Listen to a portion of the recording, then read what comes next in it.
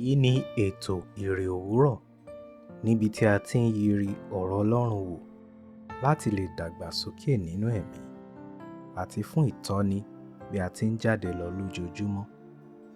Ìwé Bíbélì Àjùmọ tí a tẹ̀ jáde láti ọwọ́ àjọ ìwé mímọ́ Scripture Union Nigeria ni à ń lò. Bíbélì kíkà wa ní òwúrọ̀ yìí ni a ó rí nínú ìwé Àìsáyà orí 40 ẹsẹ̀ 12 títí dé 21. Ó kà báyìí: Ta ni ó ti wọn omi nínú kòtò ọwọ́ rẹ̀, tàbí pẹ̀lú ìbú ọwọ́ rẹ̀ tí ó wọn àwọn ọ̀run? Ta ni ó ti kó erùpẹ̀ ilé ayé jọ nínú apẹ̀rẹ̀, tàbí kí ó wọn àwọn òkè ńlá lórí ìwọ̀n àti òkè kéékèèké nínú òṣùwọ̀n? Ta ni ó ti mọ ọkàn Olúwa, tàbí tí ó ti tọ́ ọ sọ́nà gẹ́gẹ́ bí olùdámọ̀ràn rẹ̀?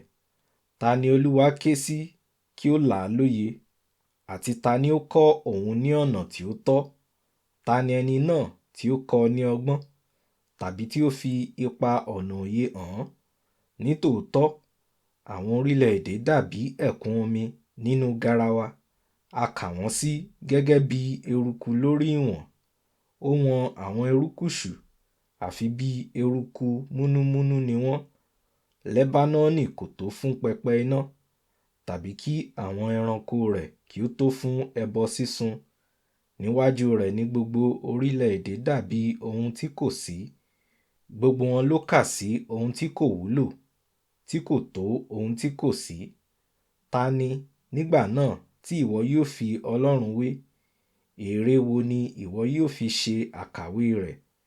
Ní ti ère, oníṣẹ́ ọnà ni ó dá, àti alágbẹ̀dẹ wúrà sì fi wúrà bò ó, tí a sì ṣe ẹ̀wọ̀n ọnà sílífà fún. Ọkùnrin kan tí ó tálákà jù kí ó lè mú irú ọrẹ bẹ́ẹ̀ wá igi tí kò lè rà. Ó wá oníṣẹ́ ọnà tí ó láti ṣe àgbékalẹ̀ ère tí kì yóò lè ṣubú. Ǹjẹ́ o kò tí ì mọ̀? Ìwọ kò tí ì gbọ́? A kò tí ì sọ fún ọ láti ìbẹ̀rẹ̀ wá? Ìwọ kò tí ì mọ̀ láti ìgbà ìpilẹ̀ ayé? Òun jókòó lórí ìtẹ́ ní òkè òbírí ilé ayé, àwọn ènìyàn rẹ̀ sì dàbí láńtata. Ó ta àwọn ọ̀run bí ìbòrí ìgúnwà, ó sì nà wọ́n jáde gẹ́gẹ́ bí àgọ́ láti gbé. Ó sọ àwọn ọmọ ọba di asán, àti àwọn aláṣẹ ayé yìí ni ó ti sọ dòfo. Gẹ́rẹ́ tí a ti gbìn wọ́n, kété tí a gbìn wọ́n, kété tí wọ́n fi gbòǹgbò múlẹ̀, bẹ́ẹ̀ ni ó fẹ́ atẹ́gùn lù wọ́n, gbogbo wọn sì gbẹ. Bẹ́ẹ̀ ni ìjì líle sì gbá wọn lọ gẹ́gẹ́ bí ìyàngbò. Ta ni ẹ ó fi mí wé? Tàbí ta ni ó bá mi dọ́gba? Ni ẹni mímọ́ wí. Gbé ojú rẹ sókè, kí o sì wo àwọn ọ̀run. Ta ni ó dá àwọn wọ̀nyí? Ẹni tí ó mú àkójọpọ̀ àwọn ìràwọ̀ jáde wá ní ọ̀kọ̀ọ̀kan, tí ó sì pè wọ́n ní orúkọ lọ́kọ̀ọ̀kan. Nítorí agbára ńlá àti ipá rẹ̀, ọ̀kan ṣoṣo nínú wọn kò sọnù. Èéṣe tí o fi sọ, ìwọ Jákọ́bù, àti tí o ṣàròyé, ìwọ Ísírẹ́lì? Ọ̀nà mi pamọ́ níwájú Olúwa, ìṣe mi ni a kò kọbi ara sí láti ọwọ́ Ọlọ́run mi. Ìwọ kò tí ì mọ̀? Ìwọ kò tí ì gbọ́?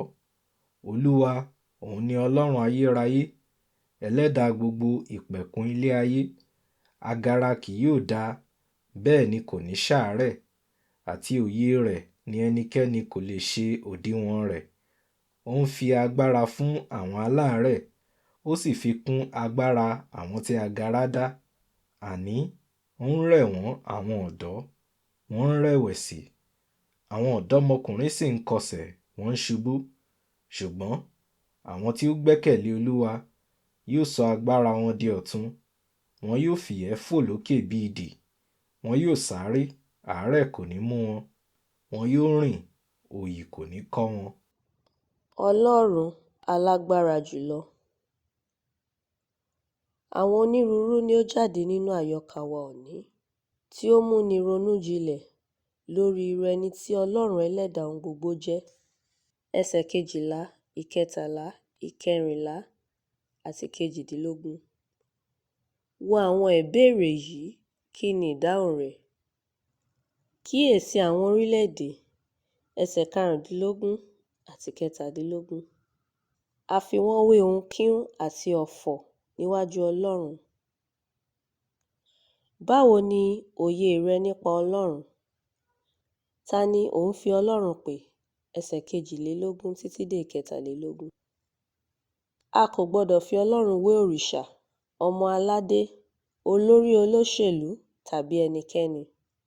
Ẹsẹ̀ 25 àti 28 tẹnumọ́ pé Ọlọ́run ayérayé, ẹlẹ́dàá ohun gbogbo kò ní àfiwé tàbí àfidọ́gba. Láti gbádùn Ọlọ́run alágbára jùlọ yìí, àwa náà gbọ́dọ̀ ṣe ohun tí ẹsẹ̀ 29 wí. Kà á. Aláàárẹ̀, ọ̀dọ́mọdé, ọkùnrin, obìnrin, ọ̀dọ́mọkùnrin, onípòjípò ènìyàn ni ó yẹ kí ó kọ́ láti dúró de Olúwa fún agbára ọ̀run, fún ìrànlọ́wọ́ látòkè wá. À ń dúró dè é lójoojúmọ́ nínú ìyìn, àdúrà àti àṣàrò nínú ọ̀rọ̀ rẹ̀. Fún ìrònú, ka Jeremáyà orí 22, ẹsẹ̀ 17 àti 27.